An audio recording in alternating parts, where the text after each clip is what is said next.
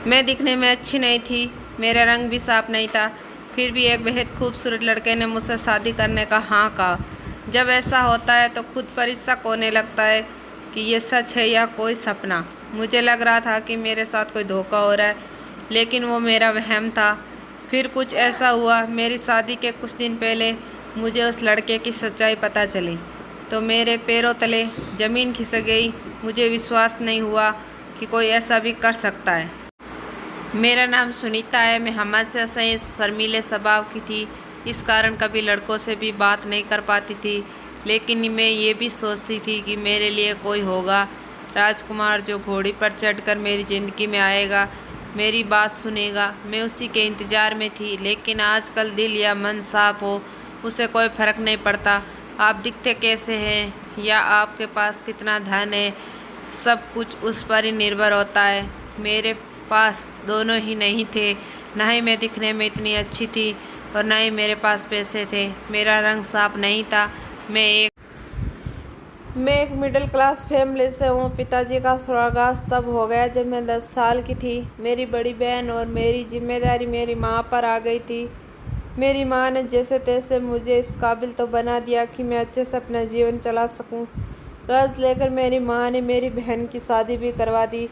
इन सब जिम्मेदारियों के चलते मेरी उम्र निकलती गई। माँ को मेरी शादी की बहुत फिक्र रहती। बहुत जगह रिश्ते देखे, लेकिन बात कुछ बनी नहीं। फिर एक दिन अचानक ही हमारे घर में एक रिश्ता आया। वो घर ही आ गए थे, हमारा घर, और मुझे देखने के बाद उनकी तरफ से हाँ थी। लड़के की तस्वीर उन्होंने दिखाई। लड़का बेहद ही खूबसूरत था, मुझे देखते ही पसंद आ गया था। लेकिन फिर मेरे मन में निराशा आ गई, क्योंकि मुझे पता था कि इतना सुंदर लड़का मुझसे शादी को हाँ क्यों करेगा। इससे पहले भी मेरे साथ ये कई बार हो चुका है। इसलिए उनके जाने के बाद मैंने माँ से कहा कि हम वहाँ नहीं जाएंगे। माँ ने पूछा क्यों। मैंने कहा कि वहाँ जाकर समय ख़राब करने से क्या फ़ायदा होगा, क्योंकि लड़का वैसे भी मुझे देखते ही मना कर देगा। लेकिन माँ ने कहा कि कुछ भी हो, वो हमारे यहाँ आकर अपने घर आने का निमंत्रण देकर गए हैं, हमें जाना चाहिए। माँ के कहने पर मैं वहाँ जाने को तैयार तो हो गई, लेकिन मेरे मन में कोई उत्साह नहीं था। मैं उनके यहाँ पहुँच गए। हमें देखकर वो खुश हुए। लड़के का नाम राज था। मैं वहाँ बैठी थी, तब वो लड़का ऑफिस से आया। दिखने में इतना सुंदर कि मैंने आज तक ऐसा लड़का नहीं देखा। 7 फुट लंबा और गोरा रंग, ऊपर से उसने पीला शर्ट और काली जीन्स पहन रखी थी। लेकिन मुझे पता था कि मुझे खुश नहीं होना है। मेरी माँ ने थोड़ी देर बाद कहा कि कुछ बात करनी है तो कर लो, लेकिन मैंने ही उसे मना कर दिया, क्योंकि उसे देखकर मेरा आत्मविश्वास ही चला गया था। मैंने कहा नहीं ठीक है, आप बड़े लोग जो सही समझे। हम अपने घर आ गए। मुझे पता था कि उनकी तरफ से कोई पूछ परख नहीं होने वाली है, और मैंने उसका ख्याल भी अपने मन से निकाल दिया। लेकिन फिर कुछ ऐसा हुआ जिसकी मुझे उम्मीद नहीं थी। काम से जब मैं घर आई तो माँ कहती है कि उनका फ़ोन आया था। अब अपना जवाब पूछ रहे थे। मुझे विश्वास नहीं हुआ। मैंने पूछा कि उनकी तरफ से हाँ है। माँ बोली कि वो तैयार हैं। अब जब ऐसा होता तो दूसरा ख्याल यही आता है कि शायद कुछ कमी होगी, वरना मुझसे शादी को हाँ क्यों कहता। मैंने माँ से कहा कि ठीक है, उनकी हाँ है तो, पर अब मैं लड़के से बात करना चाहती हूँ। माँ ने यही बात उनसे बोली। उन्होंने कहा कि अभी हमारे घर में कुछ दिनों तक घर ठीक करने का काम चल रहा है, इसलिए आप फ़ोन पर बात करवा दीजिए। उनका नंबर अब मेरे पास आ गया था।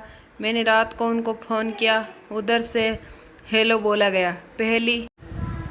पहली बार मैं किसी लड़के से बात कर रही थी, वो भी इतने सुंदर। मैंने सबसे पहले एक ही सवाल पूछा कि आप मुझसे शादी को तैयार कैसे हो गए। वो कुछ देर चुप रहे और थोड़ी देर बाद में बोला कि क्यों, तुम ऐसा क्यों बोल रही हो। मैंने कहा कि मैं आपके मुकाबले कहाँ टिकती हूँ। वो बोले कि मेरे लिए बाहर से ज़्यादा भीतर की सुंदरता ज़रूरी है। मैंने कहा कि आपके और मेरे विचार तो मिलते हैं। वो बोले कि तुम भी इस बात में मानने वाले हो।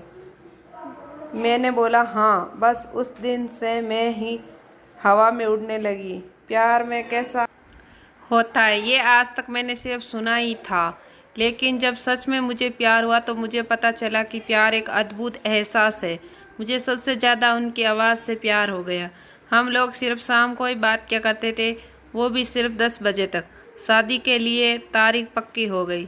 शादी की तारीख पक्की हुई तब मैं बहुत खुश थी।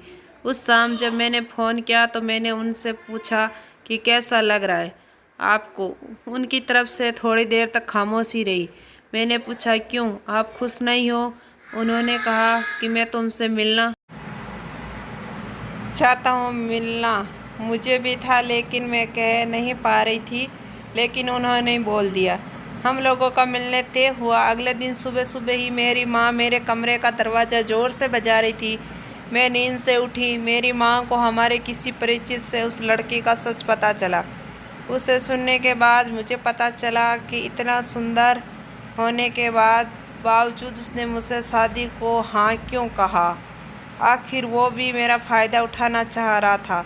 माँ ने उन्हें भला बुरा कहना शुरू कर दिया। उसी समय उन्होंने रिश्ता तोड़ने का मन बना लिया। मुझे आज उनसे मिलने को जाना था। मैं सोच रही थी कि माँ जो कह रही है वो कैसे सच हो सकती है। मैं उनसे मिलने गई। एक रेस्टोरेंट में मिलना तय हुआ था। मैं वहाँ जल्दी पहुँच गई। बस यही सोच रही थी कि माँ जो बोल रही है वो कैसे सच हो सकता है।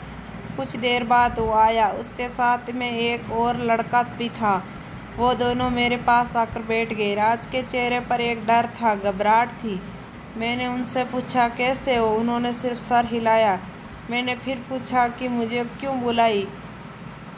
मेरे इस सवाल के बाद जो जवाब आया उससे माँ को जो पता चला था वो सच ही निकला। जवाब राज ने नहीं, उनके साथ आया उस लड़के ने दिया, और आवाज़ वही थी जिससे मुझे प्यार हो गया था। लड़का राज का चचेरा भाई था। वो बोला कि हमने तुमसे एक बात छिपाई है। राज बोल नहीं सकता। राज की जगह मैं तुमसे बात करता था। राज मेरे साथ बैठा रहता था, लेकिन राज चाहता था कि शादी के पहले तुम्हें सच्चाई पता चल जाए जो उसके घर वालों ने छिपाई है। ये तुमको पर्दे में नहीं रखना चाहता था। अब तुम्हारी मर्जी, तुम्हारा जो भी फैसला हो वो राज को मंजूर है। सभी ने अपनी बातें बता दी। माँ ने कह दिया कि शादी नहीं करेंगे। राज ने मुझे सच्चाई बता दी और मुझे डाल दिया दुविधा में। मैं उसे अब धोखेबाज भी नहीं कह सकती थी। वो सच बताने के लिए ही आया था। उनकी आंखें मुझे बहुत कुछ कह रही थी।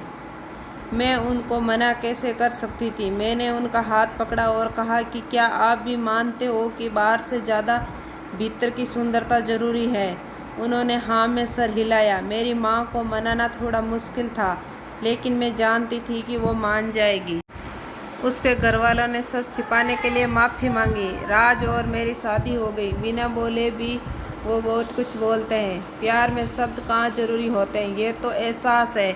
और हम दोनों का जीवन खुशी खुशी बीत रहा है। और फिर राज ने मेरी माँ की भी बहुत मदद की, और बाद में हम लोग माँ को अपने साथ ही ले गए, क्योंकि मेरी माँ शादी के बाद वो अकेली रहती थी। मेरे ससुराल वाले भी बहुत अच्छे हैं, और मेरा मानना है कि सुंदरता दिल की होनी चाहिए। रंग का क्या है, वो तो कभी भी काले हो सकते हैं। धन्यवाद दोस्तों। कहानी पसंद आए तो वीडियो को लाइक करें और चैनल को सब्सक्राइब करें।